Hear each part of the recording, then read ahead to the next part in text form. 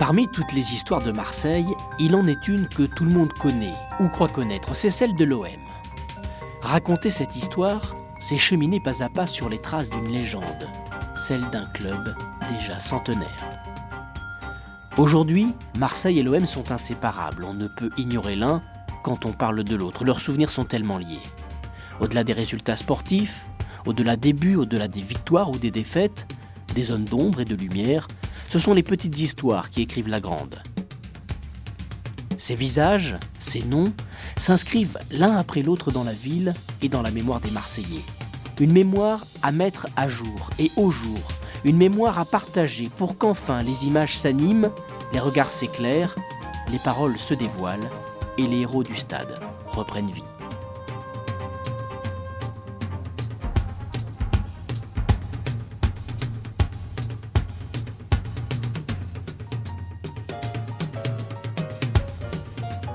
L'histoire du football à Marseille, c'est une histoire plus que centenaire. C'est en 1891 que pour la première fois, des Marseillais vont toucher un ballon, qui est un ballon de rugby d'ailleurs. Ce sont des marins anglais qui sont de relâche dans le port de Marseille, qui vont leur apprendre à jouer au rugby. Leur apprendre à leur détriment, évidemment, ils ont battu les Marseillais.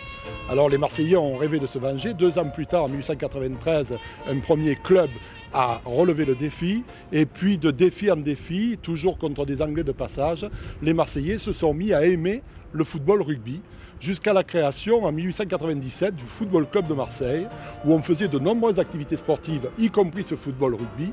Et puis, petit à petit, on s'est mis aussi à taper dans le ballon, toujours à l'école anglaise. Et les premiers qui ont tapé dans le ballon, un jour se sont retrouvés les créateurs de l'OM. Ils venaient de ce Football Club de Marseille. Ils ont décidé de changer les structures du club sous la direction de leur ancien président René de Montmirail. Et René de Montmirail donc, a créé l'Olympique de Marseille fin 1899. Et les premières parties de football association officielles ont eu lieu en janvier 1900.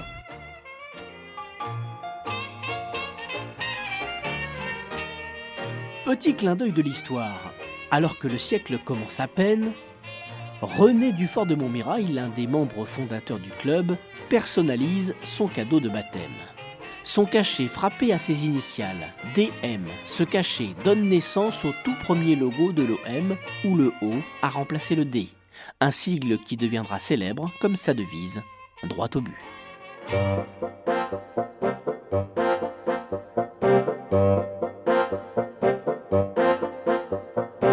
Première période de l'OM qui est un peu, je disais sombre parce qu'on sait relativement peu de choses. C'est une période où le club est essentiellement omnisport, il y a beaucoup de sections, de lutte, de rugby, de football, d'athlétisme, etc.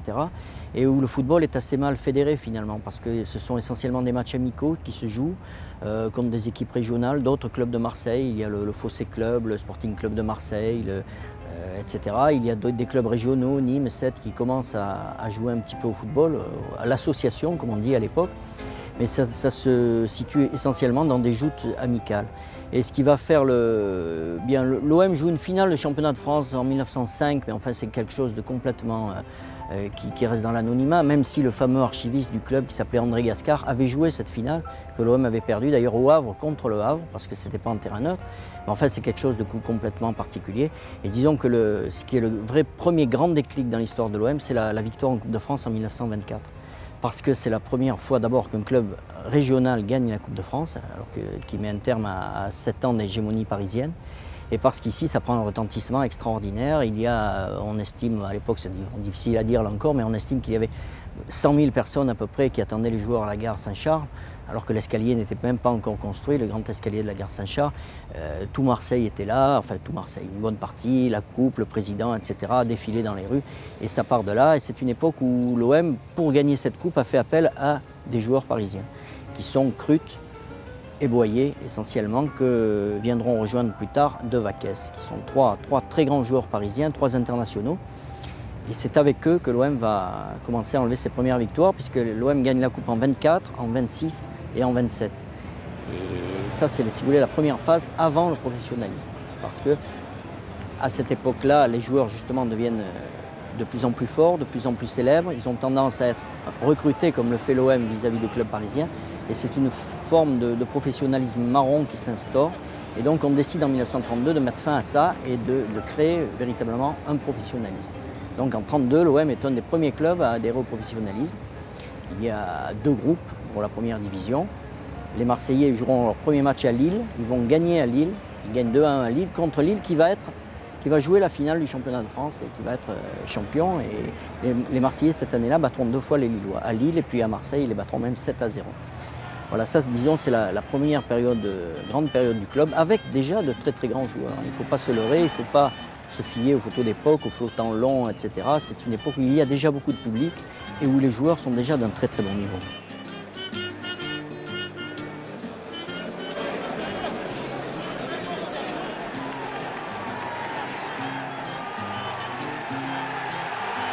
En 1933, 1934, j'ai connu, c'était le Boyer, il y avait beaucoup de, on avait beaucoup d'Anglais qui venaient, de Triss, Pritchard, Kels.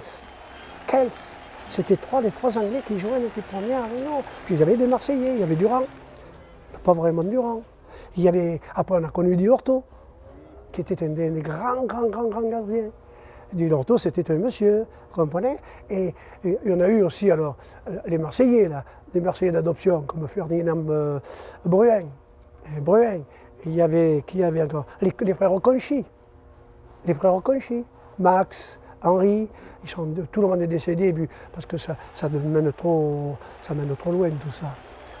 D'autre part, le stade n'était pas le stade Vélodrome. On jouait au stade de Luvonne. Ce qui était quand même, et là où on s'entraînait et tout. Et c'est même là que nous avons tourné le fameux film, et ils nous avaient tous invités, et nous sommes venus à jouer ce match avec Fernandel dans les buts. Voilà. Alors ça, nous l'avons fait au stade Wissant. Mais le public était toujours aussi nombreux, c'est-à-dire en fonction de la capacité de notre stade, et nous avions pu faire quelque chose de... C'était quand même bien. Marcel Adeji semble pourtant avoir oublié cet invraisemblable doublé, manqué en 1934. Cette année-là, les Marseillais perdent une finale mouvementée contre leur éternel rival sétois, 2-1 après prolongation. Pour avoir contesté les décisions de l'arbitre, Di Orto, Zermani et Alcazar récoltent une suspension pour la fin du championnat. Mais cela n'empêche pas l'équipe de France de faire appel à Pepito Alcazar. Le président Enfonso, en colère, démissionne. En championnat, 3 matchs restent à disputer. Un seul point suffirait aux Olympiens pour décrocher le titre. Mais ce point, ils ne l'obtiendront pas. Ils chutent lourdement à Lille, puis face au CA Paris, pourtant lanterne rouge, et enfin à Luvonne le dernier jour contre Roubaix, laissant ainsi à 7 le titre après la coupe. L'année suivante, en 1935, l'OM retrouve la finale de Coupe de France. Elle ne sera cette fois qu'une simple formalité. L'OM prend là sa revanche sur le sort et cet invraisemblable doublé manqué la saison précédente. Ces 15 années d'avant-guerre durant lesquelles l'OM enlèvera 5 coupes et 2 championnats seront marquées par la présence de nombreuses stars déjà. Certaines, Charbit, Alcazar, Allé, Zatelli, Benbarek, Aznar, Bastien, amenés d'Afrique du Nord par M. El Kabache, dont le fils sera célèbre un jour, d'autres recrutés à prix d'or à Paris, mais aussi à l'étranger, comme Eisenhofer, Cohut, inoubliable buteur gaucher, et Vasconcelos, le fantasque et clownesque gardien brésilien. Tous ces joueurs enflammeront après Luvonne le tout nouveau stade Vélodrome, construit en 1937 à l'occasion de la Coupe du Monde. Bon, en 1935, il y a eu la Coupe. En 1937, on a été champion. Et en 1938, de nouveau la Coupe.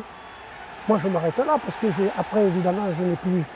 D'abord, la guerre, on n'a pas pu savoir ce qu'il en était. C'était plus la même histoire, c'était plus le même jeu, puisque les équipes étaient toutes diminuées par le départ de tous les joueurs qui avaient notre âge, quoi. Et plus âgés, puisqu'on les prenait jusqu'à peut-être à 40 ans.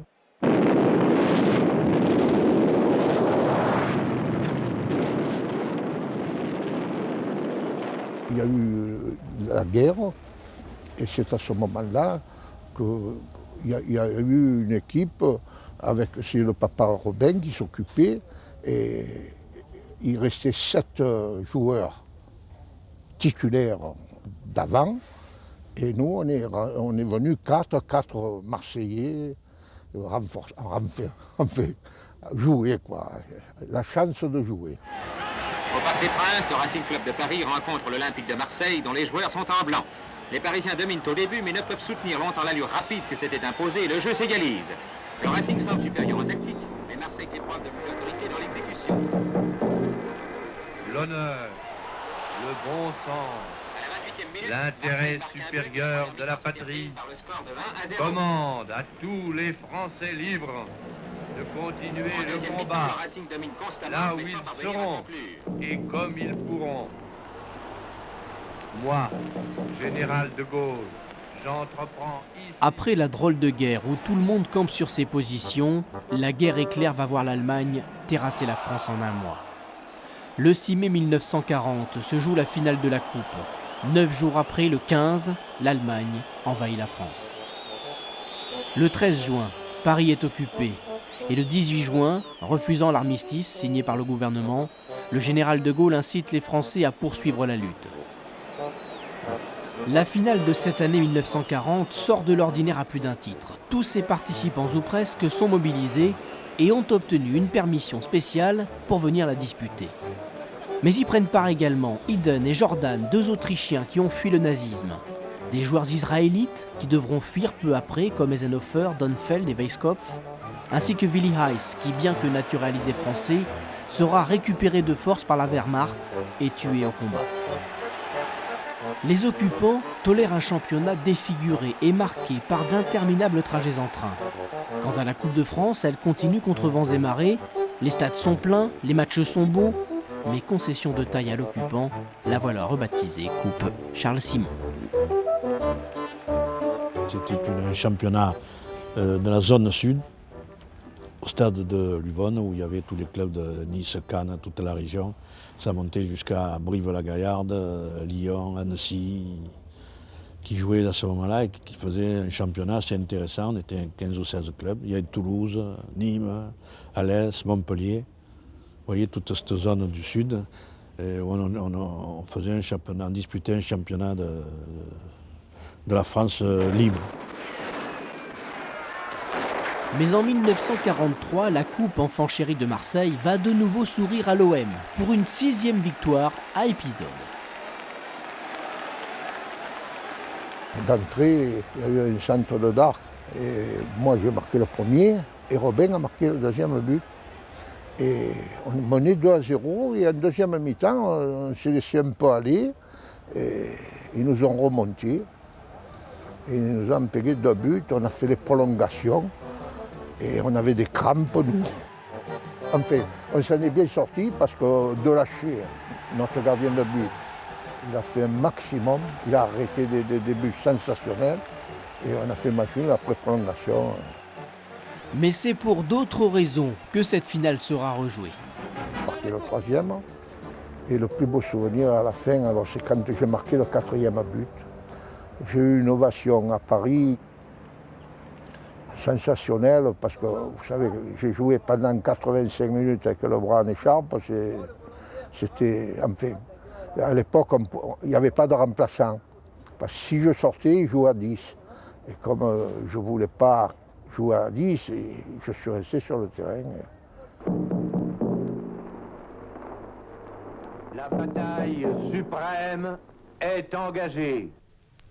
Après tant de combats, alors après, dès qu'il y a eu la libération, ça a recommencé un peu, alors le football a recommencé un peu à être plus agréable. Le public commençait à revenir, et puis ça ne payait pas beaucoup. Puis après ça est parti, en 46, 47 ça commençait à partir, 47, 48 le championnat de France, on a été champion de France. Grand match de football à Lille entre l'équipe locale et l'Olympique de Marseille qui joue en blanc. Dès le début de la partie, le ballon est disputé avec acharnement, parfois même un peu trop. Et la marque est ouverte en faveur de Lille grâce à un shoot puissant de Barat qui bat Liberati malgré un beau plongeon de ce dernier. Le titre de champion 1948, acquis à Sochaux à la dernière minute du dernier match, déclenche à Marseille un enthousiasme indescriptible. Mais la décennie suivante sera terne. En dépit des talents de buteur de l'inoubliable Gunnar Andersson, d'une finale de coupe disputée en 1954 et de quelques coups d'éclat au stade Vélodrome. Après, ça a été beaucoup plus professionnel. de l'argent, bon, il en faut pour avoir une équipe. C'était trop... Pour moi, c'était un amusement, le football. Et on en a trop fait... c'est devenu trop une affaire commerciale. Et le public qui était moins fanat que maintenant, mais nous aimait bien. Alors il avait ses têtes, il avait ses joueurs qu'il aimait, et il n'aimait pas. Moi, il y en avait qui m'adoraient, mais il y en avait d'autres qui ne pouvaient pas me voir. Ça existe dans tout. Hein. Bon, j'ai la prétention de dire que quand je partais avec le ballon, le stade se levait souvent. Et puis à côté de ça, vous en avez un qui n'arrêtait pas de me crier « Feignant, Feignant ». C'est l'Olympique de Marseille en blanc qui donne le coup d'envoi de la finale de la Coupe de France, l'opposant à Nice. Le président de la République et 60 000 spectateurs sont à Colombes.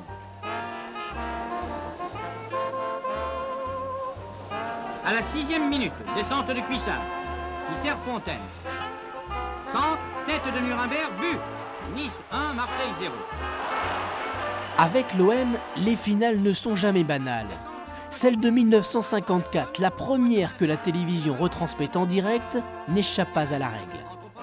Pris dans les embouteillages, les joueurs arrivent à Colombes juste avant le coup d'envoi et sont littéralement cueillis à froid par les Niçois. Ils encaissent 3 buts, dont l'un sera refusé dans les 10 premières minutes. Ainsi, et malgré son but, Anderson demeurera un roi sans couronne. Il lance encore une fois Anderson. Shoot et but. 2-1. L'espoir renaît au camp marseillais, les drapeaux blancs ressortent. Les dernières minutes sont dramatiques. 22 pieds de l'Olympique de Marseille sautent sans arrêt. L'égalisation paraît inévitable. Mais un retourné acrobatique de Gonzalez sauve la situation. Une tête de Carniglia en fait autant in extremis.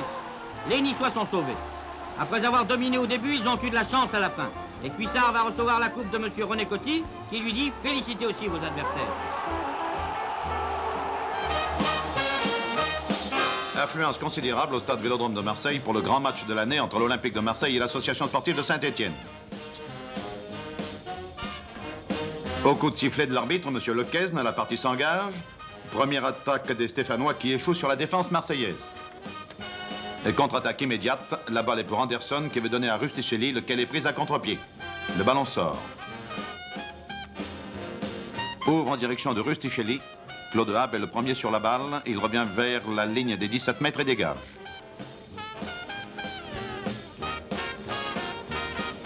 Effort de Rusticelli qui centre remarquablement. Balle interceptée par le demi-centre stéphanois. Et finalement, Claude Habe doit mettre un corner. Le corner est tiré. Curil se précipite. Claude Habe est le premier quand même à réceptionner et à dégager le ballon. 9e minute de la partie. Anderson a bien suivi une balle tirée une première fois, se précipite en avant et marque. L'Olympique de Marseille mène par 1-0. Shoot d'Anderson et c'est le 2e but de l'Olympique. Anderson ayant été abandonné 4 buts d'Anderson contre 3 buts de Mekloufi, ceux qui ont vu l'OM battre les jeunes et talentueux Stéphanois en route vers le titre de champion, n'ont pas oublié cet après-midi-là au stade Vélodrome. Les Marseillais font le mur. Mekloufi place quand même la balle hors d'atteinte de Domingo, 3 buts partout. À 10 minutes de la fin, on était 3-3. Mekloufi a marqué 3 buts et Anderson a marqué le 4e à 5 minutes de la fin. Et ça a été un des meilleurs souvenirs pour la victoire de l'OM ce jour-là, puisqu'on a battu quand même le futur champion de France. Ça a été pour moi un souvenir comme tant d'autres, mais celui-là en particulier.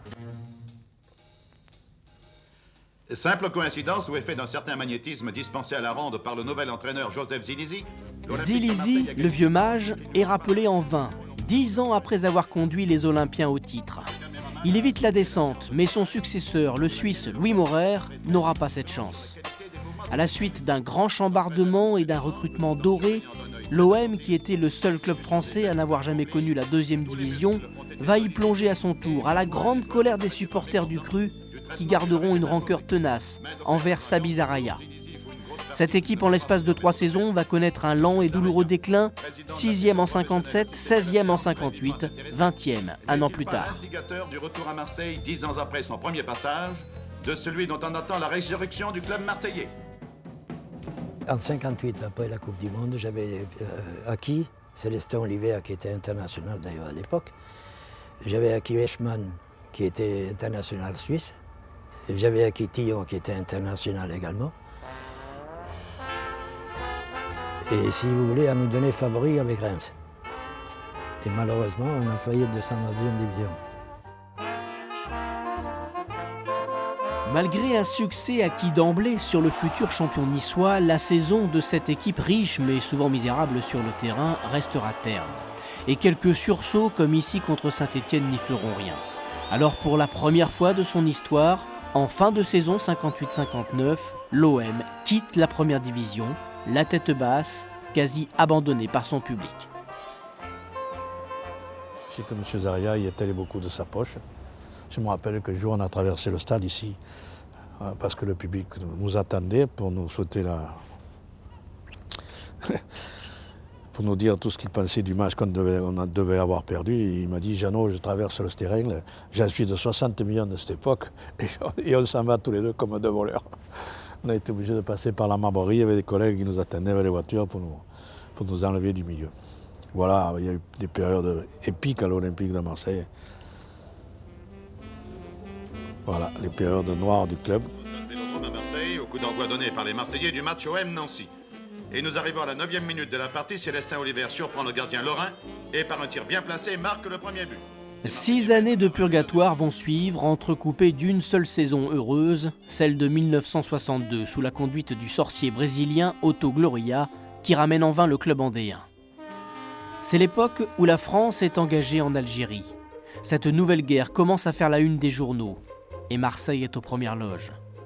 Les clameurs qui résonnent dans la ville ne sont plus celles du Vélodrome, où l'OM s'est échoué en seconde division. En ce printemps 62, ce sont les navires venus de l'autre côté de la Méditerranée qui réveillent Marseille. Dans l'urgence, on accueille ici ces milliers de Français d'une autre terre. Ce sont les rapatriés.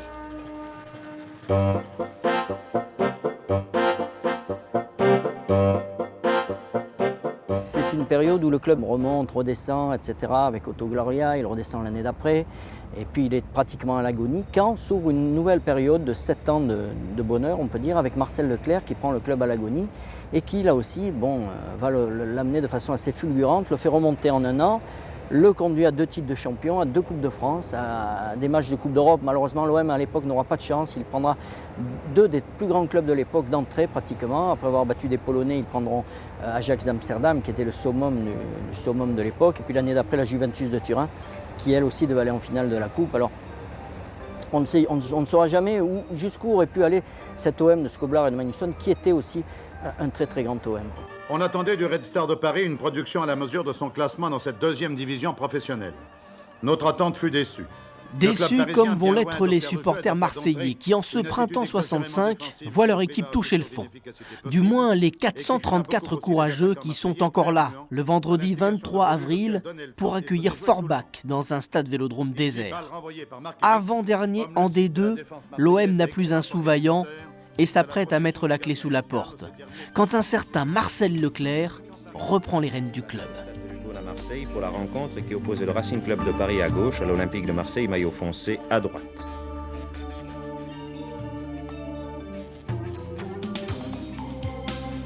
Il y avait 5 minutes que le coup d'envoi avait été donné. Le capitaine olympien Gauthier donnait le ballon à Bretons. Celui-ci servait Casolari en profondeur. Le tir de l'avant-centre était contré par Kraft, mais le Marseillais plus rapide suivait et ouvrait la marque. 1-0. L'Olympique de Marseille, littéralement porté par son public, avait mené rondement les affaires. Comment voulez-vous qu'on dise ceci? L'OM de Marseille, de 2 choses l'une, où on s'intéresse pas à Marseille et par conséquent pas à l'OM, mais si on s'intéresse à Marseille, on ne peut que prendre à son compte les sujets d'intérêt des Marseillais, il faut être raisonnable. On ne dirige pas, quand on est un homme comme Gaston Defferre, on ne dirige pas la ville contre les goûts de ses habitants. Ainsi, donc je vous répète que la puissance de l'OM, elle est avant tout dans le cœur des Marseillais. C'est ça qui la rend intéressante plus que toute autre chose. Après un conflit avec Gaston Defferre, le nouveau président a choisi de se réfugier dans la vieille enceinte de Luvone, berceau du club. Et c'est là que l'OM, avec un carteron de vieux briscards dirigé par Mario Zatelli, va renouer avec le bonheur. Quand vous voyez les radios-trottoirs, par exemple, ou les enquêtes qu'a fait le Provençal, Et qu'on leur dit, mais vous allez tenir le coup, vous allez continuer à vous intéresser à votre équipe en deuxième. Comment donc? Plus que jamais. Voilà la bonne réaction de vrais sportifs. Il y a une nouvelle victoire devant nous, en perspective, allons-y. Ça, c'est les vrais Marseillais. Les Marseillais sont des battants. Battants, ils l'auront été jusqu'au bout, les Olympiens, ce 11 juin 1966, sur leur pelouse fétiche du stade de Luvonne. Sous un ciel d'orage, c'est un sacré quitte au double qui se joue face à Bastia. En cette dernière journée, les deux équipes jouent la montée en D1. Porté par son public et malgré l'expulsion de Fiao, l'OM triomphe 3-0 et permet à Marcel Leclerc de gagner son premier pari. Après 7 longues années, l'OM quitte enfin le purgatoire et s'en va défiler dans les rues. Dans 2 ans, à Marseille comme ailleurs, ce sera mai 68.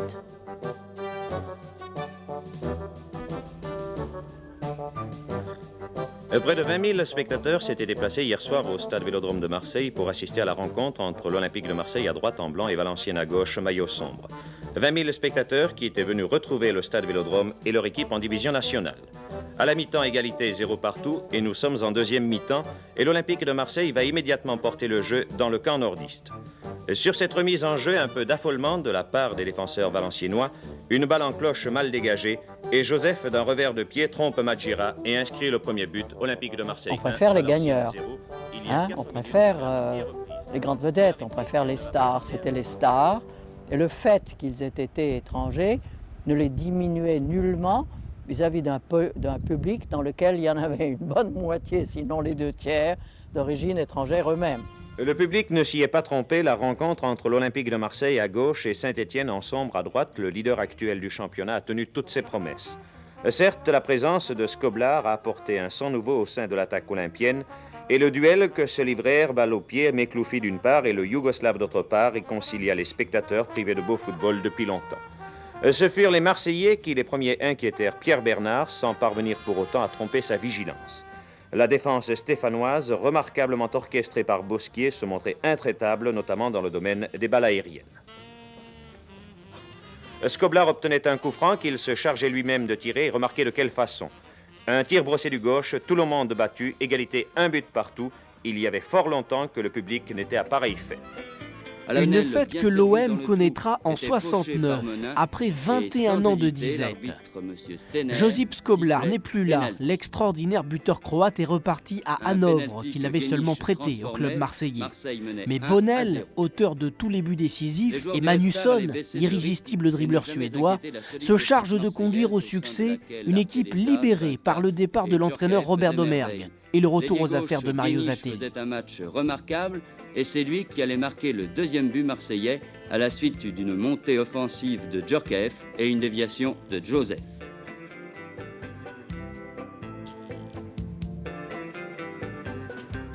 Le titre de ce film n'a aucun rapport avec ces stoïques patients que nous avons surpris sous la pluie ce matin, quelques heures après l'ouverture de la location pour le match de coupe retour des demi-finales olympiques de Marseille-Angers.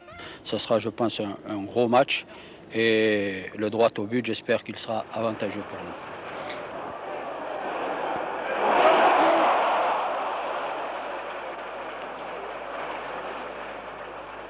Le directeur sportif et le porteur du maillot olympien, avec le recul du temps, pense quoi à la veille, en quelque sorte, de cette finale olympique de Marseille-Girondins de Bordeaux? Ce serait bien qu'après tant d'années, on ramène de nouveau cette coupe sur la Canebière. C'est tellement fantastique, j'en ai vécu 2, c'est même inoubliable. Et mes joueurs ont eu une petite réception hier ça se passait avant la finale.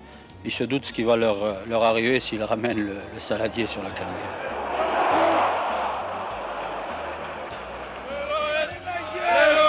Combien était-il à avoir effectué le déplacement? Peu importe, ils étaient là et bien là.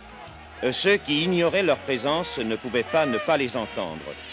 On nous avait bien dit que Paris se mettait parfois en colère. Dimanche matin, personne ne s'écria « Marseille, tais-toi Marseille, tu cries trop fort ».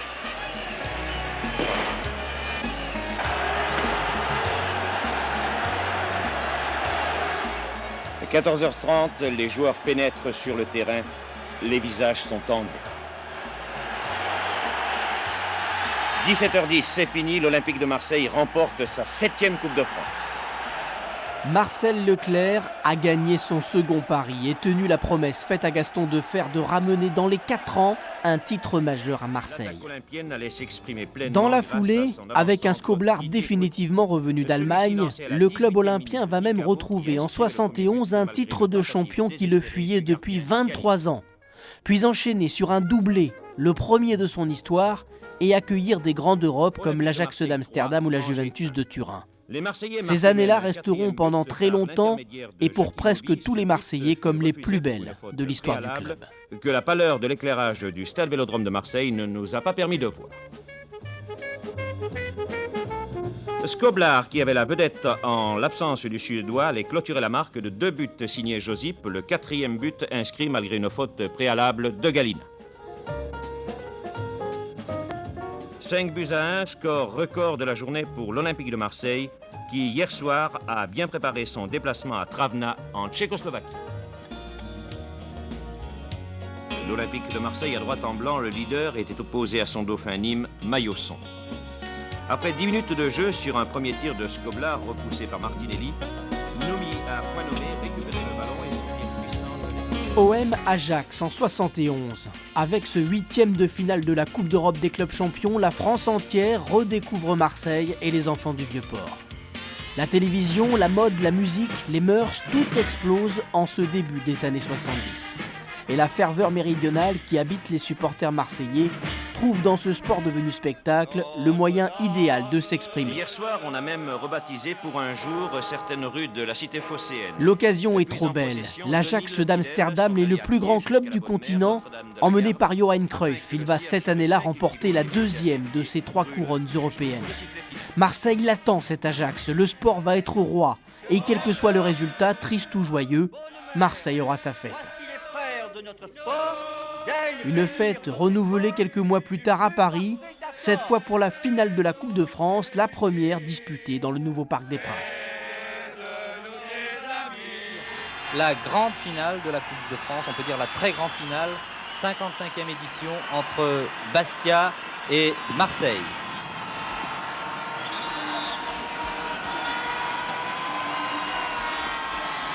L'Olympique de Marseille qui va jouer tout en blanc, donc pas de problème. Voici la composition des équipes. Carnus, Lopez 2, Bosquier 3, Zvinka 4, Kula 5, Grèce 7, Bonnel 9, Novici en milieu de terrain, attaquant Roger Magnusson, Josip Skoblar et Didier Coué. Aujourd'hui, l'Olympique de Marseille essaie de faire le doublé puisque les Marseillais sont champions de France alors que Bastia participe pour la première fois à une finale de Coupe de France. Je pense que les deux présidents de club, M. Leclerc et M. Lorendi, attendent avec impatience ce coup d'envoi. Ils sont aussi très contractés, tout comme les 22 joueurs. Et l'engagement. Le coup d'envoi est sifflé par M. Crossiel. Première attaque par les Marseillais. Oh là là, ça va être difficile. Joli centre de Magnusson. But de la tête. Didier Kouekou a marqué ce but sur ce centre de Magnusson. Magnusson. Ah, un seul joueur pour le marquer, ça ne suffit pas. Formidable. De la tête, Villiers. Centre de Magnusson comme tout à l'heure et but de Skoblar. De la tête, Franceschetti marque sur ce coup franc de Calmette. Voilà, c'est terminé. L'Olympique de Marseille remporte cette 55e finale de la Coupe de France. Voyez les supporters marseillais qui envahissent la pelouse du Parc des Princes. 2-1 pour Marseille. But de Kouekou en première mi-temps, de Skoblar en deuxième. Victor Zvinka reçoit la coupe des mains du président Pompidou, mais Magnusson et Skoblar, indissociables, auront été une fois encore les grands artisans du triomphe marseillais. 44 buts, c'est le record toujours inégalé dans le championnat de France, réussi par le canonnier yougoslave Josip Skoblar, soulier d'or européen en 71. Un Skoblar principal bénéficiaire et dribble déroutant du Suédois Magnusson.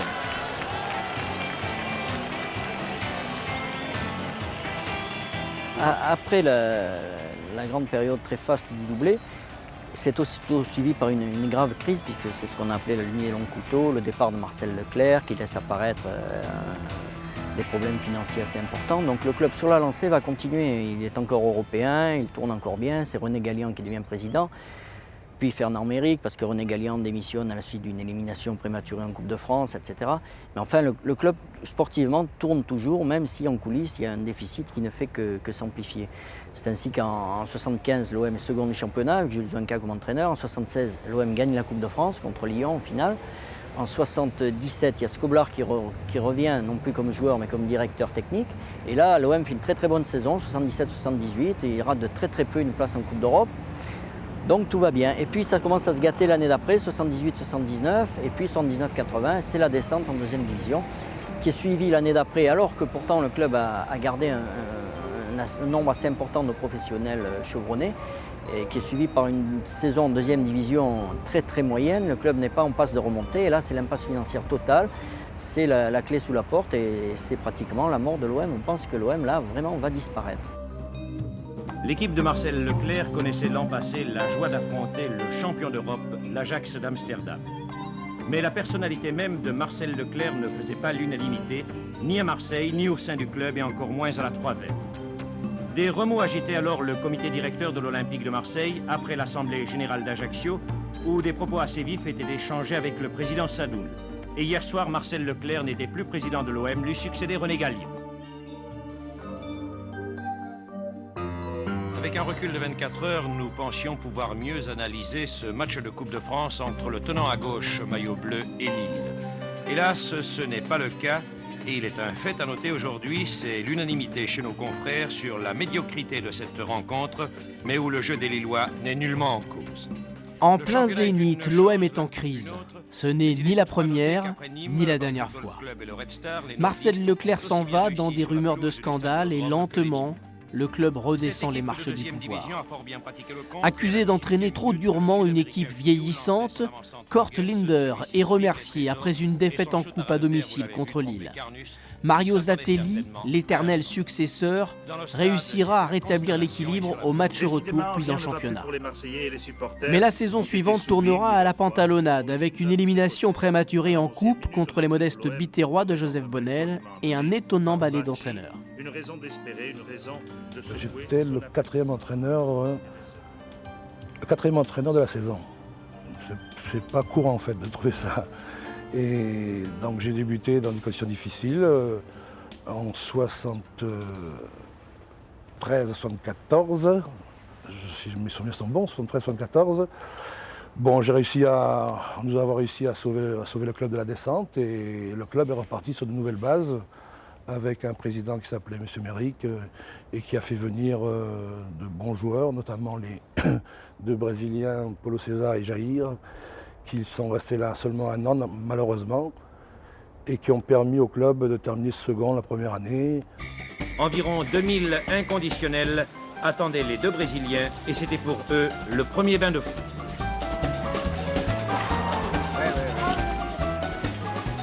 Gilles Zenka, que vous connaissez. Et Claudio Coutinho. C'était l'occasion pour les deux nouvelles recrues de faire la connaissance des Scoblar, Trésor, Bracci, Leclerc, c'est-à-dire les anciens, et puis des nouveaux, Charrier, Lemay, Banucci et Nogues.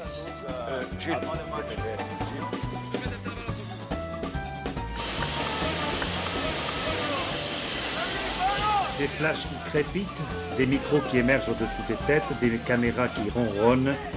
Jair Zino a été accueilli à Marignane comme une grande vedette. Un petit tour, pas plus, et puis s'en vont, les vedettes sud-américaines de l'OM. Ils sont doués, ces joueurs, ils sont même les premiers champions du monde opérant dans le championnat de France. Ils viennent du pays où le football est roi. Mais ici, à Marseille, à des milliers de kilomètres de leur terre natale, les stars du ballon rond dévoilent leurs tics et leurs caprices aussi. Paulo César surtout, le surdoué indiscipliné qui multipliera les frasques et les escapades brésiliennes.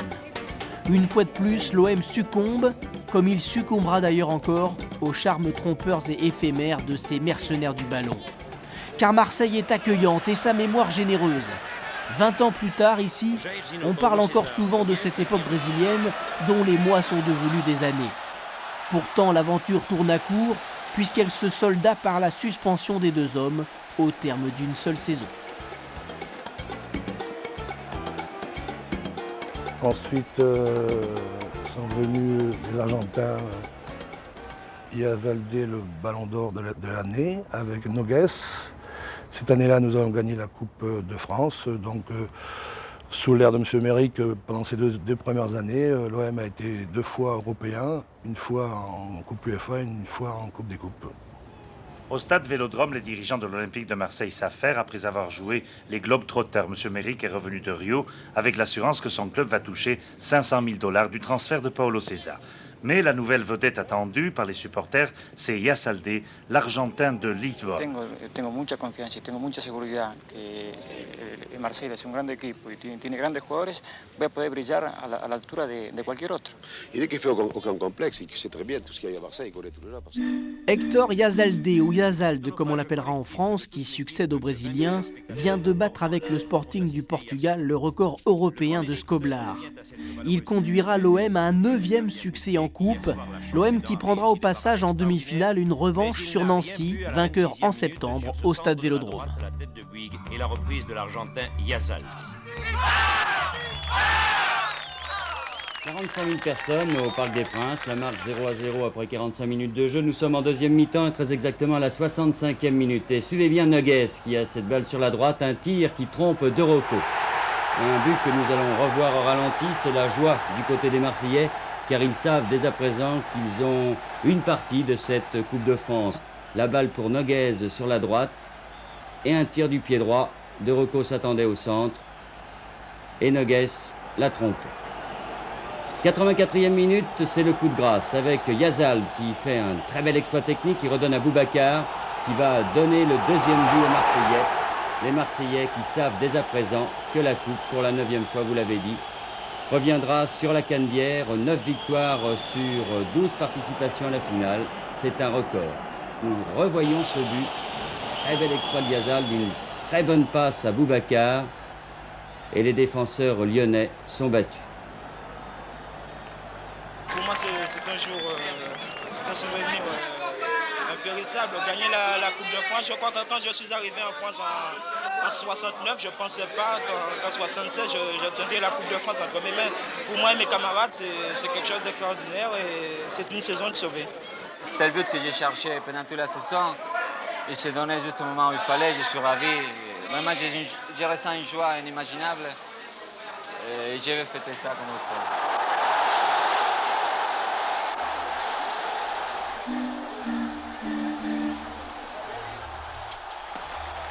Affluence des grands jours au stade Vélodrome pour le coup d'envoi de la saison 77-78. Près de 30 000 spectateurs désireux de voir en action l'OM nouvelle formule avec le Suédois Linderoth, Berdol et Boubacar.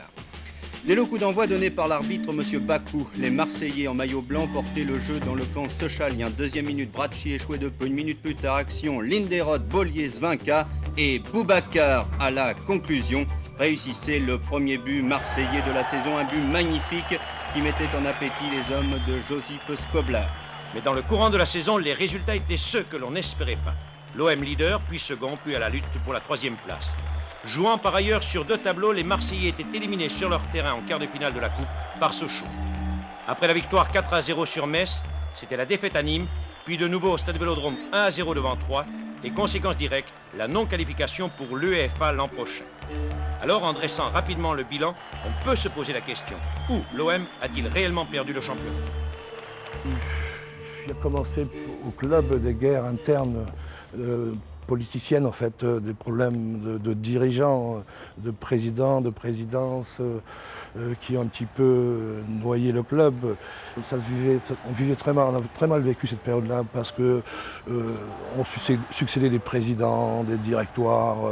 J'ai même eu un président pendant 24 heures. Vous voyez ce que ça peut avoir comme autorité au club.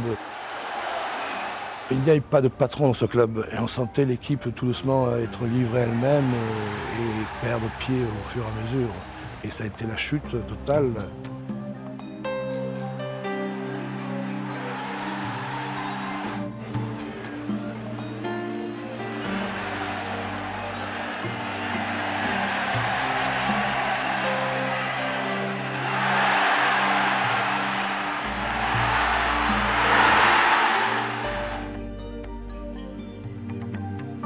équipe qui était en fait composée d'internationaux en fait. Hein. Il y avait des garçons comme Trésor, Six, dont je me souvienne, d'autres joueurs comme Piet, mon frère, Brassy, qui ont joué tous en équipe de France en fait. Ben, cette équipe ne formait plus une équipe, elle ne sentait plus le public d'RL, elle ne sentait plus les dirigeants d'RL et elle s'est sentie à l'abandon en fait. Il y a eu un dernier ressort dans le dernier mois, mais c'était trop tard en fait. L'équipe avait échappé au public. 22 000 spectateurs au stade Vélodrome pour voir l'OM en blanc réussir l'impossible exploit face au co-leader Sochaux. 22 000 personnes qui ont bien cru que les Marseillais allaient pouvoir confondre leurs détracteurs, les pessimistes et surtout les visionnaires de la descente en 2e division. 2 buts avaient été marqués par Sochaux, mais Anziani comme Ivzik étaient hors jeu à la conclusion de cette action. Mais comme ce fut le cas tout au long de la saison, les Olympiens ont raté le coche alors qu'ils avaient le match en main. Le pénalty sifflé par M. Lambert alors que le jeune avant-centre avait été signalé hors jeu. Six d'un tir puissant mettait le ballon hors de l'encadrement du gardien loubiste. C'était le tournant du match et peut-être de toute une saison. Sur le dégagement du gardien sochalien, cafouillage devant la cage de Charrier. Sur le centre de Revelli, Ivzik de près obtenait la parité du score. En quelques secondes, l'avenir de l'Olympique de Marseille venait de se jouer.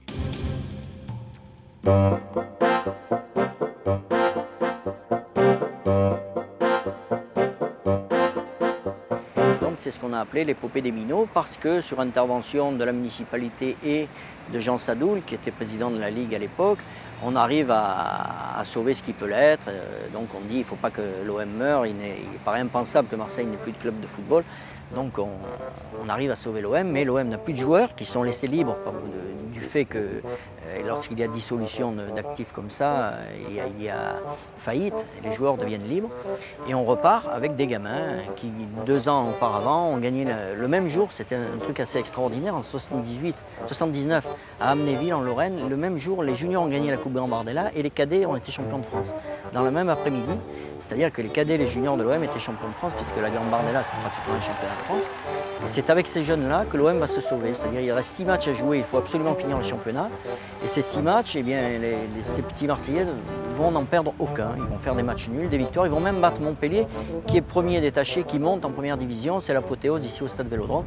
Et voilà, et c'est un petit peu symbolique parce que l'OM, qui a toujours été un dévoreur de monstres sacrés, de vedettes, etc., a eu la vie sauve finalement grâce à des petits gamins qu'il avait formés. Aujourd'hui, l'OM est un club misérable avec des tribunes aussi vides que la caisse. Et M. Gaston Defer, député maire, ne fait plus confiance aux dirigeants en place. Il les a mis en face de leurs responsabilités. Il exige des garanties. Aujourd'hui, nous n'avons plus de spectateurs et nous n'avons plus d'argent en caisse. Et je dois dire que c'est dramatique parce que sachez que ce matin, avant que vous arriviez, par exemple, on est venu nous demander de payer l'électricité. Nous n'avons même pas l'argent pour payer l'électricité.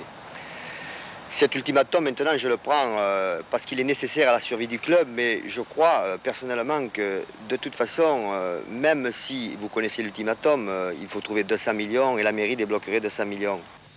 Je n'ai pas le droit de gaspiller l'argent des contribuables. Et je leur ai répondu que la ville leur viendrait en aide à condition qu'ils commencent eux-mêmes par faire un effort et d'abord par tenir les engagements pris. M. Carlini avait promis de verser d'abord 1 million. Cela a été fait, puis 2 millions. Il s'est engagé. Cela n'a pas été fait.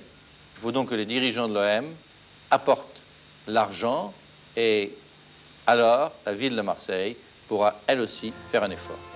Christian Carlini se démène comme un beau diable pour trouver une solution salvatrice, mais laquelle? L'année où je suis arrivé à Marseille, le club venait de descendre en 2e division. Et 8 mois après mon arrivée, il y a eu un dépôt de bilan, ce qui, pour des débuts, n'est pas terrible. Et on s'est retrouvé pour la fin de la saison avec l'équipe de 3e division, donc, puisque l'équipe de 1re division avait été licenciée. Et on a été tout de suite devant nos responsabilités. Il a fallu assumer la fin du championnat et sauver le club par nos résultats, puisque le club devait disparaître. Et c'est en faisant donc 6 matchs un petit peu extraordinaire pour l'équipe qu'on avait, qui a fait que le club a survécu. Il y a eu des repreneurs et ça a continué. Et je me souviendrai du dernier match contre Montpellier, qui montait en première division. Le stade était plein, quoi. Il y avait 35 000 spectateurs. Et pour une équipe de jeunes en deuxième division, ça prouvait vraiment que les gens étaient derrière le club et que le club représentait tout pour eux.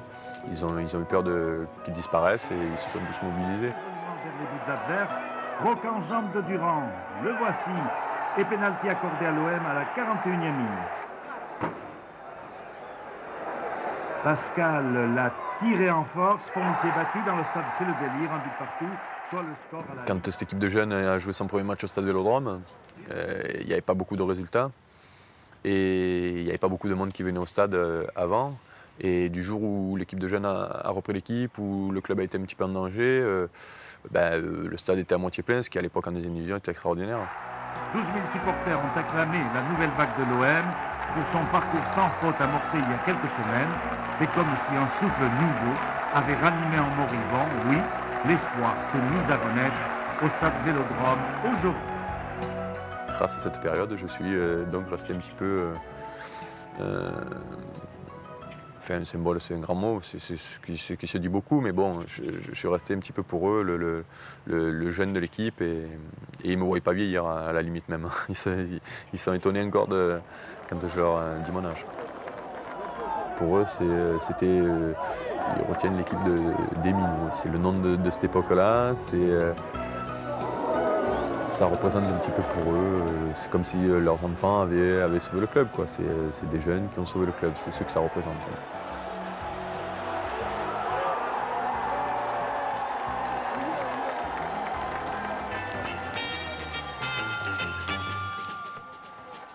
Monté sur le côté droit d'Anigo, centre pour la tête de Santos qui sans opposition trompait Ricard dans la surprise générale que je vous laisse deviner.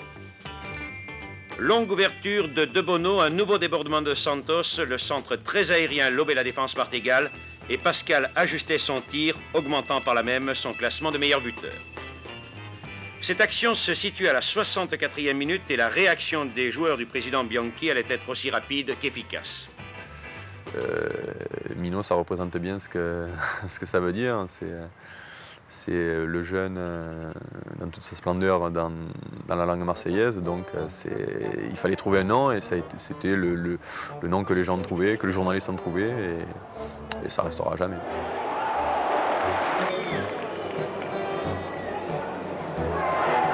Donc Jean Cariou est arrivé, accompagné de Claude Cuny qui à l'époque était à Nancy avec la fameuse équipe. Et il a fallu restructurer le club, il a fallu refaire vivre le club et il a fallu surtout remonter en première division. 4 longues saisons de D2, dont l'une passée au stade de Luvonne, seront cependant nécessaires pour connaître enfin cette joie. Avec une équipe où les derniers des Minots côtoient les Bracchi, Boubacar, Olarivic et Rubio. Le match décisif se joue contre Thonon, dans un stade Vélodrome en effervescence, qui voit les hommes de Grand Sarre surclasser leurs adversaires 5-0. Jean Cariou, un Pyrénéen patient et obstiné, aura été l'un des principaux artisans de ce retour parmi l'élite. Mais après 2 saisons en demi-teinte, il devra passer la main à Bernard Tapie en avril 86, au moment même où l'OM s'apprête à disputer sa 13e finale de Coupe de France. Quelques jours plus tard, Bernard Tapie était plébiscité et devenait le nouveau président de l'Olympique de Marseille. La France recevait Gorbatchev et l'ambassade du RSS à l'époque donnait un grand dîner officiel pour le président de la République à l'ambassade de Russie aujourd'hui, de Paris. Et c'était la révolution.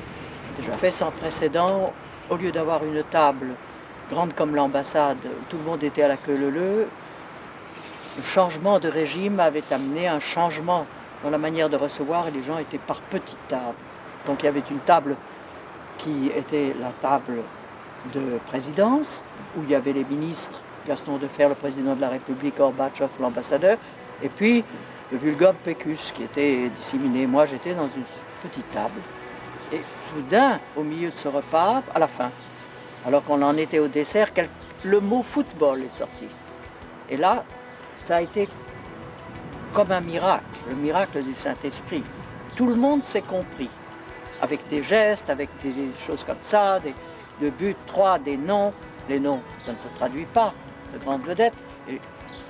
Et j'ai vu qu'il y avait quelqu'un qui parlait devant moi, qui était le plus bel homme de la table d'ailleurs, le plus séduisant, que je ne connaissais pas.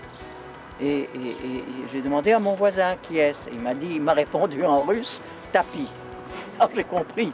Et j'ai commencé à parler en français avec l'homme qui était en face de moi, qui était tapis. Et il m'a dit cette phrase, pour moi il n'y a qu'une seule équipe qui m'intéresse en France. S'il fallait faire un effort pour une équipe, il n'y en a qu'une, c'est l'OM. J'ai dit ça, c'est très intéressant. Pourquoi? Il me dit parce que c'est une ville qui aime profondément le football. Et je suis allé à la table de la présidence, chose qu'on pouvait faire dans cette ambassade-là, qu'on n'aurait pas pu faire quelques années avant. On aurait eu un gros bras qui vous avait dit « Asseyez-vous, vous êtes sûr que vous n'avez pas une bombe dans votre sac ?» Je n'en avais pas. Et j'ai dit à Gaston Defer, tu vois là, à cette table, le gars qui est là, avec la belle gueule, c'est Tapie. Ah bon, m'a dit Gaston qui s'en foutait. Et pourquoi me dis-tu ça? Je te dis parce qu'il est prêt à reprendre l'OM. Ah, ça a fait tilt. J'ai vu Gaston qui se levait, est allé prendre le café avec lui, lui a donné rendez-vous pour le lendemain. À partir de ce moment-là, l'affaire a été entre les mains de Gaston Defer qui l'a menée si rondement que 4 jours plus tard, Tapie était à Marseille. Il fallait attendre la bonne opportunité. La situation de Marseille plus la spécificité de Marseille m'amenait à penser que c'est là qu'il fallait aller. Fidèle à ma technique, comme tous les gens qui ne savent pas faire grand-chose, ce qui est mon cas, j'ai conditionné mon arrivée qu'à la venue de Michel Hidalgo, parce que lui sait bien faire. Alors Michel a réfléchi un bon moment, et puis quand il a eu réfléchi, il m'a dit « Bon, moi ça m'intéresse, si tu vas à Marseille, je vais avec toi. » C'est l'intérêt de tous, l'intérêt de l'OM, de redevenir un grand club qui gagne la coupe, le championnat et même les grands matchs européens. C'est l'intérêt de l'image de la ville de Marseille. Artisan de sa venue à Marseille, Gaston Defer n'aura pas le temps de voir à l'œuvre Bernard Tapie. Gaston Defer, qui rêvait tant de voir renaître un très grand club dans sa ville, meurt le 7 mai 1986, moins d'un mois à peine après l'arrivée du nouveau président de l'OM. Celui que les Marseillais affectueusement appelaient Gaston, il était leur maire depuis plus de 30 ans, n'assistera pas à la métamorphose du club olympien. Il ne verra pas arriver ces grands joueurs qui, l'un après l'autre, écriront les plus belles pages de l'histoire de l'Olympique de Marseille. Il y avait le meilleur pour le mettre au service de Marseille et des grandes causes de l'humanité. Marin de son équipage, nous lui devons tous quelque chose. Ne l'oublions jamais. L'Olympique de Marseille, champion d'automne, invaincu sur son terrain, 2 défaites à l'extérieur, est en concurrence directe à chaque rencontre avec les Girondins de Bordeaux.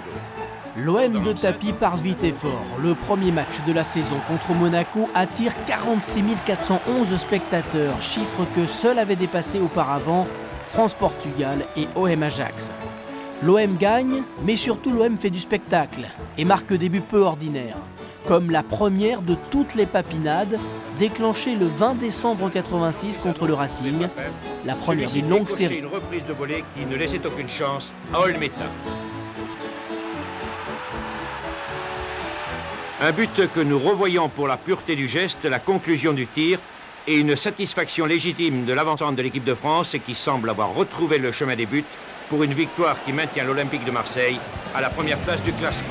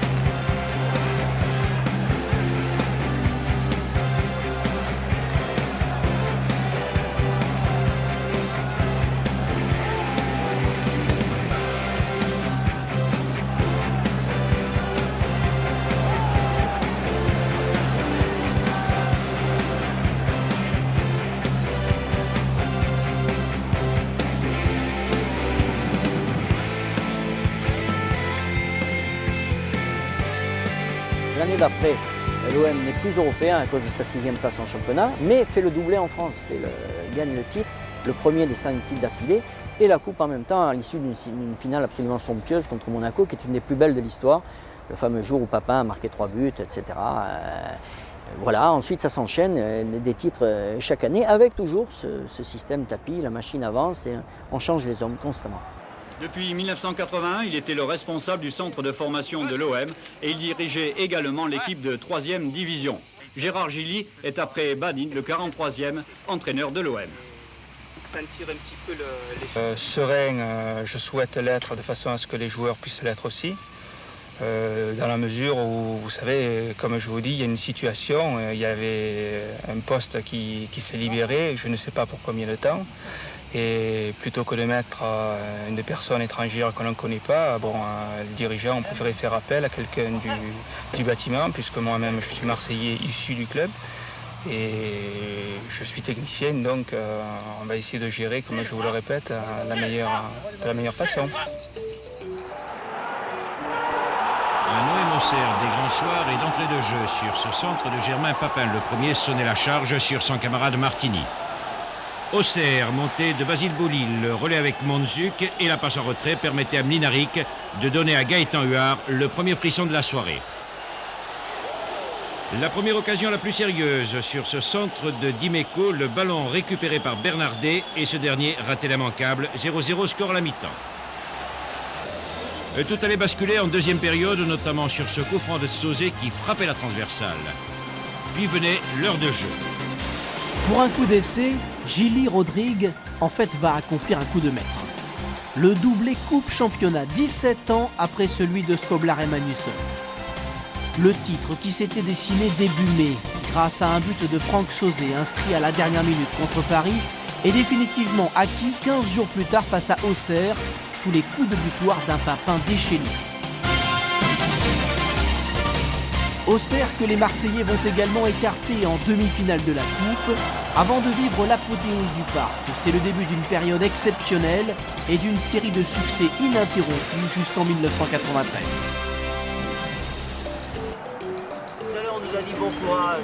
Le courage, il faut l'avoir pour aller à la guerre, pas pour un match de football. Au contraire, il faut qu'il y ait une forme d'exaltation. Les joueurs, c'est une chance extraordinaire un jour de pouvoir mettre dans son palmarès un doublé. Ils y pensent.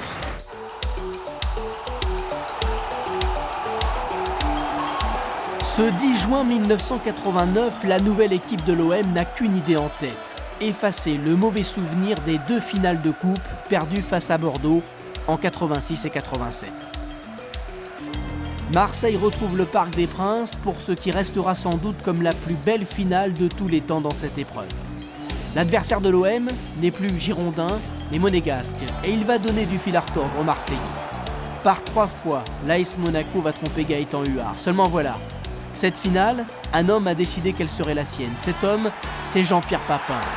JPP intenable réussit le coup du chapeau. 3 buts à lui tout seul, aux 12e, 22e et 47e minutes.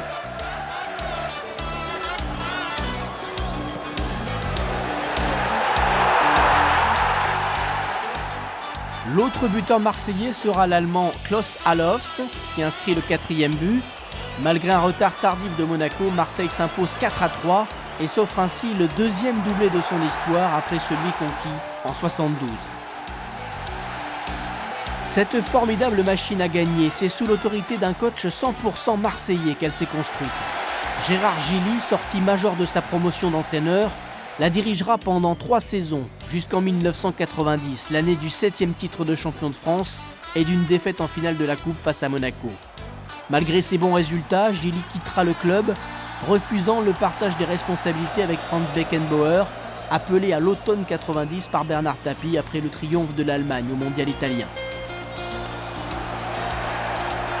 Pendant cette période-là, la méthode Tapie tournera à plein régime et les plus grands noms du football français et international, comme le fantasque Maradona, viendront résonner autour du stade Vélodrome. Le célèbre Argentin ne signera jamais à l'OM, mais les stars, parmi lesquelles Amoros, Cantona, porteront le maillot blanc, tout comme les Bordelais Giresse et Tigana. précédant de quelques mois leur entraîneur, le sorcier belge Raymond Goethals.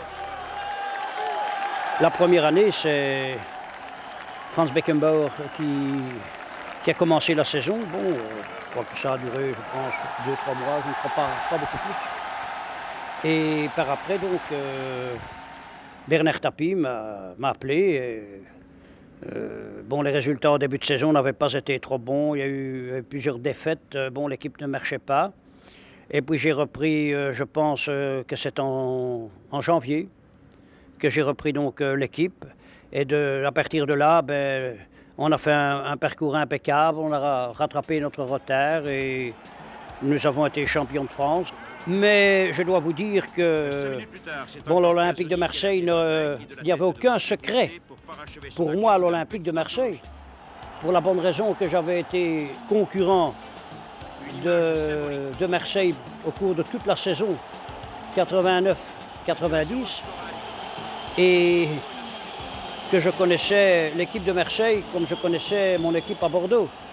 Je connaissais la façon de jouer, je connaissais les tendances et les qualités des joueurs de Marseille. Donc quand je suis arrivé ici, bien, vous savez, les présentations ont été superflues. Pour la bonne raison que les joueurs de Marseille me connaissaient et que moi je connaissais les joueurs de Marseille. Résister aux défenseurs adverses, la passe à son capitaine était ponctuée par le 5e but. L'axe rhodanien était donc grand ouvert. Sur ce coup de pied de poing du maître canonnier britannique, encore la tête de Germain, 6-0. Et puis la conclusion logique sur cette parfaite entente Vercruysse-Papin et un 7-0 sans commentaire, si ce n'est celui du nouvel entraîneur marseillais. Je pense que le plus grand championnat de France de Marseille a été lorsque nous n'avons pas joué la Coupe d'Europe. Ça, c'était, je pense, 91-92, 91-92, si vous voulez. Et là, c'est parce que là, nous avons fait un parcours, on a fait 58 points, avec 3 défaites, comme j'ai dit, c'est même un record en France. Quelques mois après la finale de Bari, l'OM, qui vient d'être classé premier club européen, est éliminé prématurément de la Coupe d'Europe. L'OM concentre désormais toute son énergie sur ce championnat 91-92 et son parcours sera exceptionnel. Seulement 3 défaites en 38 matchs, 11 victoires sur 19 déplacements, meilleure attaque, meilleure défense, meilleure affluence et meilleure représentation en équipe de France avec 8 Olympiens présents sur le terrain lors de la victoire tricolore à Séville, un record. Les records, le club les accumule. Ballon d'or européen à Jean-Pierre Papin, meilleur buteur du championnat. Ballon d'or africain pour Abedi Pelé et Panchina d'Oro à Raymond Goethals, élu numéro 1 des entraîneurs en Europe. L'OM semble donc promis à un nouveau doublé jusqu'à la tragédie de Furiani le 5 mai 1992. Cette année-là, aucun club ne remportera la Coupe de France. Quelques jours avant le drame de Bastia, Jean-Pierre Papin, l'idole du stade Vélodrome, fait ses adieux à son public. Il dévoile le nom de son prochain club. Ce sera le Milan AC. Parce que je vous dois beaucoup, certainement tout, et que je tenais à vous dire merci du fond du cœur, et surtout que je ne vous oublierai jamais.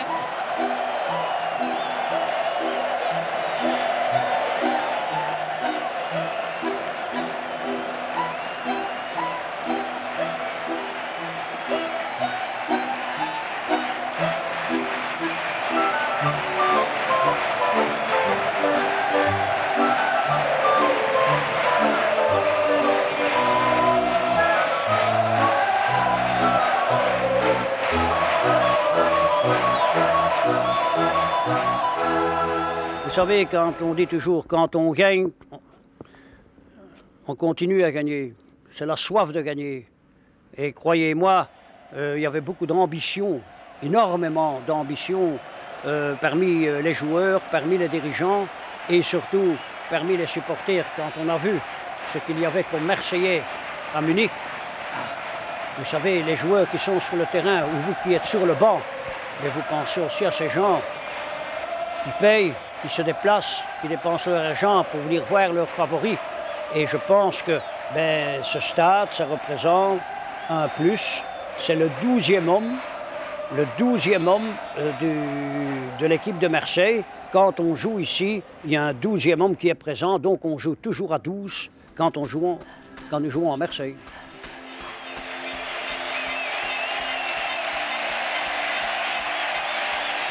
C'est vrai qu'il est impressionnant ce 12e homme, qui se compte à chaque match en dizaines de milliers de supporters, jusqu'à 40, 45 000 parfois. Une ville entière pratiquement qui va porter l'OM jusqu'à son 5e titre consécutif de champion de France, le 9e de son histoire. Cette couronne sera entachée d'une victoire tristement célèbre à Valenciennes, quelques jours à peine avant le grand rendez-vous de Munich en ce mois de mai 93. Il faut laisser toujours tout dans son contexte. Le football n'est plus le même qu'en 70, en 80, en 90, tout ça a changé. Mais je crois quand même que les dernières années de Marseille doivent avoir été quand même l'apothéose, parce que je ne vois pas ce que vous pouvez faire de plus qu'être champion d'Europe. Je ne vois pas ce que vous pouvez faire de plus.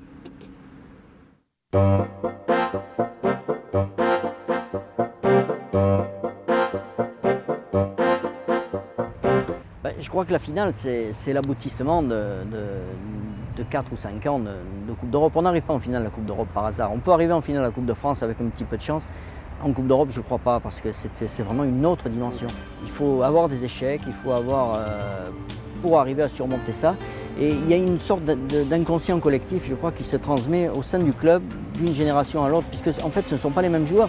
Si vous prenez les joueurs qui ont joué la finale de Bari et les joueurs qui ont joué la finale de Munich, il y en avait 3 qui étaient les mêmes, et les autres n'étaient plus les mêmes. Mais il y avait en eux cette espèce de force, de sûreté, d'acquis par ceux qui les avaient précédés.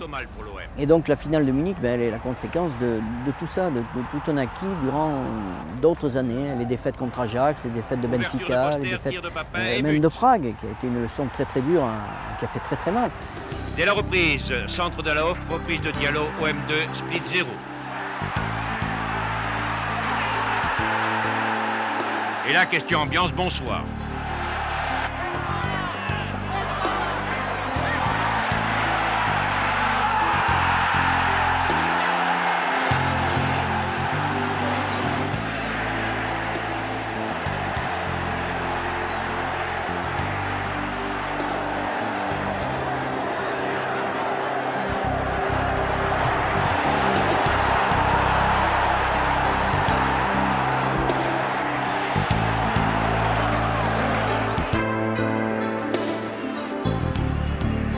« 20 mars 1991, l'OM va franchir ce soir-là une étape capitale en Europe et rejoindre la cour des grands. On comprend que l'équipe marseillaise peut aller au bout de son rêve, confirmant un fantastique match aller au cours duquel elle aurait pu gagner à San Siro. La formation de Goethals élimine le Milan AC en quart de finale de la Coupe d'Europe. Ce but de Waddle vient concrétiser la maîtrise technique et tactique d'un OM qui n'a plus peur de rien. Milan, le roi déchu, en sera réduit à s'abriter derrière le faux prétexte d'un pylône défectueux pour tenter d'oublier sa déconvenue.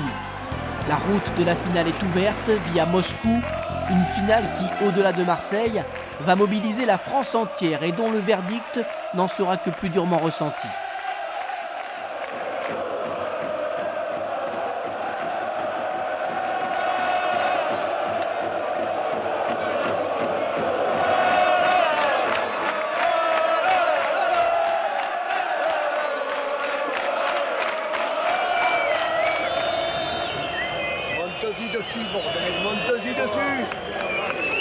On va te faire un test de Covid tout à l'heure. Ça va pas être la même musique.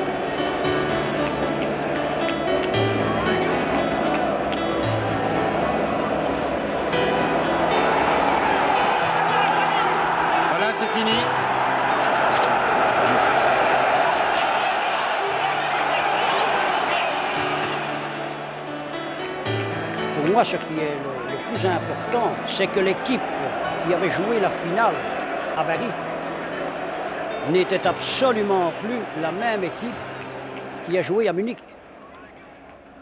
Pour la bonne raison qu'il y avait eu, je pense, 6 ou 7 changements dans cette équipe. Donc avec 2 équipes presque différentes, on a joué 2 finales. Donc le parcours européen sur le chemin de Munich a très bien commencé avec des très modestes Irlandais de Glentoran que l'OM a battu facilement et là-bas et ici. Ensuite, ça a été Dynamo Bucarest. Là aussi, l'OM s'est qualifié, mais plus difficilement. Il a fallu faire 0-0 là-bas avec un Barthès qui assez héroïque et puis gagner ici 2-0. C'est un match qui a été un petit peu le révélateur pour Alain Boxic qui ce jour-là a marqué 2 buts et qui à partir de là s'est mis à vraiment être un titulaire incontestable. Ensuite, l'OM s'est qualifié pour la Champions League. C'est la première fois que les Marseillais y participaient. La formule avait été mise en application pour la première fois l'année précédente.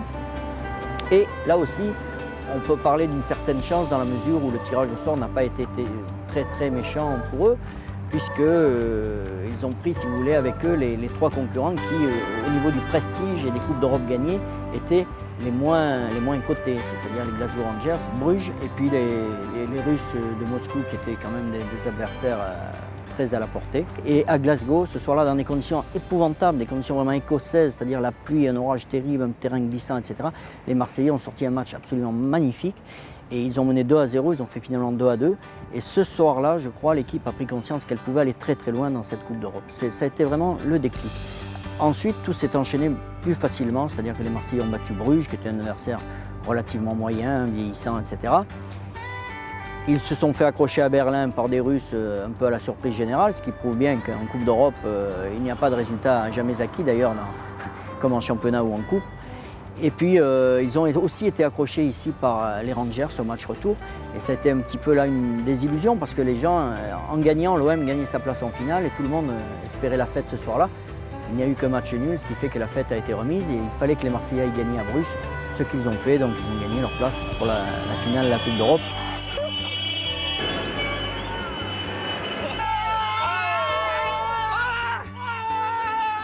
Puis après, c'est monté tout doucement, quoi. On savait qu'il y a eu un compte à rebours, mais tranquille, quoi. Dans 1 semaine, dans 3 jours, dans 2 jours. Et puis le matin, après, ça a été... On savait que... Je sais pas, c'était un beau rendez-vous, quoi. On y était. C'était un beau rendez-vous, on l'a attendu sereinement. On est tous partis, tout le monde parlait que de ça. Le matin, moi, j'ai pris le tramway pour aller au bureau. Tout le monde se souriait, quoi. Il y avait une espèce d'unité dans la ville, de complicité entre les gens, quoi. Tout le monde se souriait, tout le monde... parce qu'on savait que de toute façon, il y avait besoin de toutes les énergies de tout le monde, quoi. Puis après, ça a été l'installation, quoi. On s'est mis... Mon petit frère qui était là a mis l'écharpe sur la télé, pour bénir la télé, parce que ça, c'est un rite, enfin un rituel. Et puis voilà. Et puis après, ça a été... Après, il n'y avait plus, comme je disais tout à l'heure, plus de notion de temps, quoi. Par charter entier, en train ou en cars spéciaux, en voiture et même, tenez-vous bien, en vélo, ce sont 25 000 Marseillais qui ont quitté leurs rues, déserté leurs cités, abandonné leurs immeubles, décorés de bleu et de blanc, ornés de ballons, de drapeaux et de banderoles, aux couleurs de Marseille, aux couleurs de la ville de Marseille. Ici, face au noir et au rouge milanais, c'est le bleu et c'est le blanc qui tapissent toute une moitié du stade avec leurs casquettes, avec leurs écharpes, leurs ballons, leurs fanions. Les Marseillais ont en quelque sorte déménagé à Munich. Ils y ont réinstallé leur quartier d'été, leur quartier nord, leur quartier sud, leur centre et leur centre des villages. Imaginez un peu, imaginez une seconde, Marseille, non du tout avec des statues, non, ils ressemblent plutôt à des hommes en passe, qui sait, de devenir des héros. Saisissez donc leur regard à ces joueurs. Il est indifférent à l'adversaire, mais pas du tout à la coupe qui trône là, à 2 pas de cette pelouse, qu'il foule un à un, tout comme les Milanais, ils la regardent cette coupe, les Olympiens, ils la vénèrent. C'est l'OM qui engage Pelé qui donne à Voller avec une première faute d'Éric Dimeco sur Donadoni, un premier coup franc pour les Milanais. Attention Pelé, eh bien Pelé curieusement ne veut pas le tirer ce corner, mais finalement c'est lui qui va le faire, il va placer son ballon tranquillement, il replonge son souffle, Mehdi Pelé parce qu'il a beaucoup couru. Attention, Rudi Voller l'Allemand, le Russe et le Renard est au premier poteau, il y a Basile Boli derrière lui en embuscade. Quelle bagarre!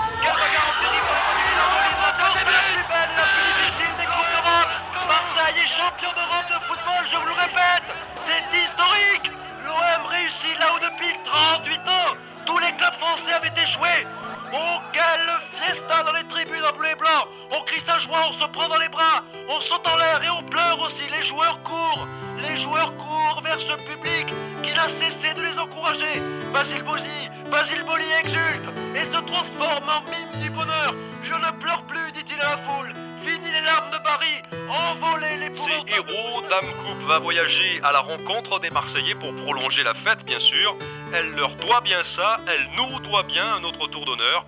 Un tour d'honneur géant au Vélodrome, parce que ce soir, croyez-moi, il faut encore se pincer un peu pour vraiment réaliser ce que viennent de nous offrir les joueurs de l'OM. Il faut encore écarquiller bien grand ses yeux pour ne pas se dire qu'une fois de plus, l'histoire a bégayé. Vous pouvez l'imaginer déjà à la coupe se glisser avec gourmandise au cœur du stade. Vous désirez sans doute qu'elle vienne se poser près de vous comme une bulle délicieuse portée par les joueurs. Alors très bientôt, c'est sûr, vous pourrez la toucher. Je la vois déjà caressée par le public marseillais qui l'a tant attendu. Ce public, eh bien, c'est vous. Regardez-la, touchez-la, gardez-la bien au chaud, au creux de votre mémoire, cette coupe, car cette fois-ci, c'est vrai, elle vous appartient. Il y en avait qui étaient sur les murs là-bas, qui guettaient. Ils étaient sur le petit mur, ils guettaient le parking. Et tout d'un coup, ils ont vu le car arriver. Ils ont dit, les voilà. Et ça fait bouh, les voilà. Ça fait le tour du stade. Et après, on a attendu la trappe qui s'ouvrait plus. Mais il y avait une intensité qui montait, quoi. Mais il y avait, si on avait mis un intensinomètre là au-dessus du stade, mais ça explosait tout. Il y avait une énergie qui sortait, quoi. Je suis sûre que de l'immeuble derrière, on devait voir une espèce de... voir des vibrations sortir, quoi. Et quand la coupe est arrivée, ça a été grandiose, quoi. Ça a été grandiose. Parce que là, la coupe, elle est venue sur le sol, là, sur la terre du Vélodrome. Nous t'aimons tous.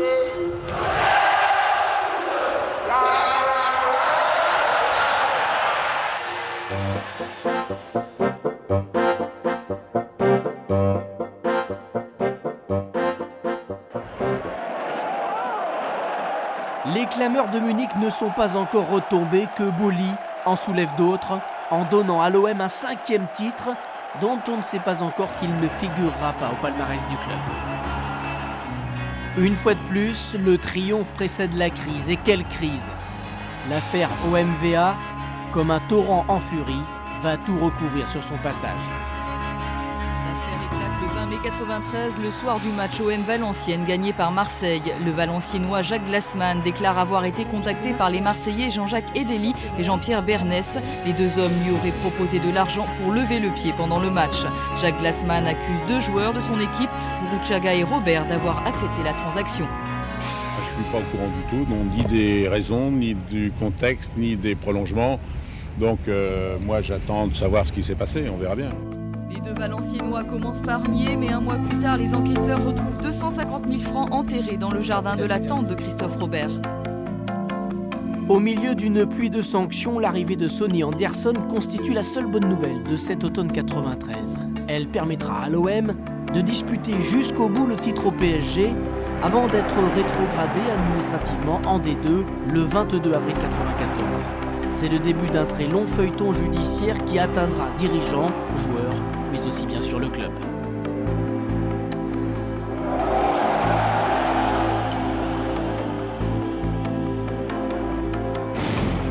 La FIFA et l'UEFA se sont mêlés parce qu'en France on n'était pas capable de prendre des dispositions. Donc plus de Coupe d'Europe, plus de Supercoupe, plus de Coupe intercontinentale, internationale, plus rien, quoi. Rétrogradé en 2e division. Quand on est descendu en 2e division, on a gardé un potentiel au niveau joueur, on est remonté. Et puis quand on est remonté, on nous a dit bon messieurs, maintenant on va regarder un petit peu les comptes. Et on est resté encore en 2e division. Le double exploit européen accompli face à Olympiakos par un OM désormais en D2 constitue les derniers feux d'une équipe et d'une époque, celle de Bernard Tapie, qui quittera le club quelques semaines plus tard. Toujours pour Cascarino, une fois, 2 fois c'est bon, et ça fait 3-0. Les Grecs sont affligés. C'est sûr que Tapie n'est pas défendable sur tous les points, parce qu'on sait très bien qu'il n'a pas fait que de belles choses. Mais quelque part, il a su tirer une ville, un club un pays au-delà de toute espérance au niveau de l'Europe, au niveau du monde même, du football. Mais au printemps 95, l'OM est une fois encore menacé de disparition avant que la municipalité n'intervienne, ce qui ne l'empêchera pas, fidèle à sa légende, de faire trembler les meilleurs. On a raté le coche. Première et en deuxième mi-temps, mais l'essentiel, c'est que ce soir on a prouvé qu'on avait la dimension de jouer en première division et on n'a pas vu la différence. C'est ça qui est bien, rendre le public. L'OM de Marcel Dib vient de contraindre Auxerre à la séance des tirs au but en demi-finale de Coupe de France. Auxerre en route vers le doublé, mais dominé durant 90 minutes dans l'ambiance survoltée du Vélodrome. C'est un drôle de métier, hein. C'est des publics qui portent. Ça, j'ai jamais vu un machin pareil. Bravo.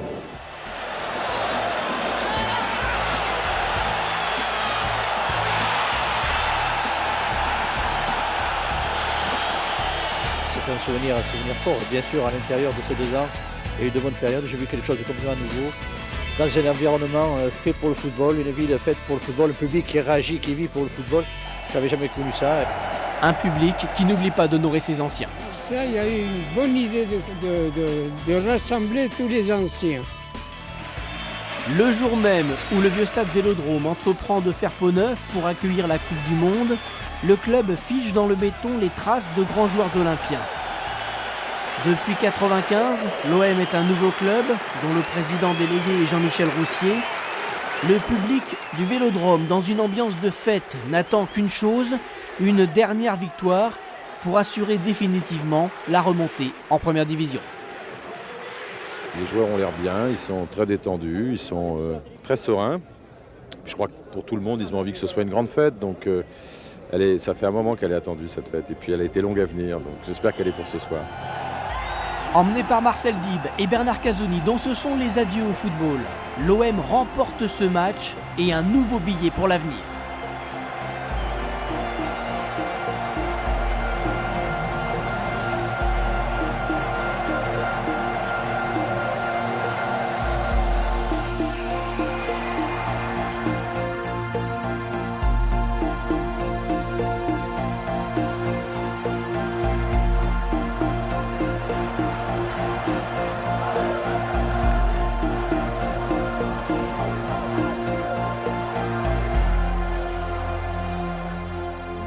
Presque jour pour jour, Bernard Tapie tirait sa révérence et laissait la présidence de l'OM à Pierre Cangioni, qui lui-même l'a cédé à Jean-Claude Gaudin, maire de Marseille, président de la société d'économie mixte qui gère le club et de fait président du club.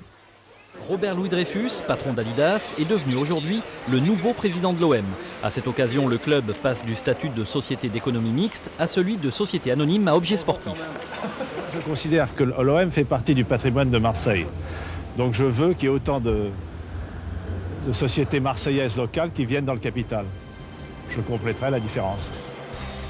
Pour son retour parmi l'élite, l'OM battra le champion en titre Auxerre et le futur champion Monaco, mais connaîtra aussi la plus grande humiliation de son histoire en encaissant un incroyable 8-0 à Lyon en fin de saison 97. Mais l'essentiel est fait, l'OM a traversé l'épreuve et s'affiche quelques mois plus tard en tête de la première division. Éternel OM de tous les extrêmes, de tous les paradoxes, qui fait se côtoyer la lumière et l'ombre, la glace et le feu, pour le plus grand plaisir des Marseillais et qui toujours fait ressurgir le rêve. L'histoire de l'OM, c'est l'histoire d'un club vraiment pas comme les autres. Les grands clubs français, Reims, Saint-Étienne, Lille, ont une histoire ramassée sur 15 ou 20 ans. La particularité de l'OM, c'est que la sienne s'étend sur plus d'un siècle. Car ici, le football a des périodes de pointe, des parenthèses de fièvre, des moments d'absence, mais il est toujours là. Il revit et surtout il parvient toujours à revenir au sommet. Ainsi va l'histoire de l'OM, imperturbable et se moquant du temps, laissant alors espérer que bien après nous, il y aura toujours de grandes équipes à Marseille.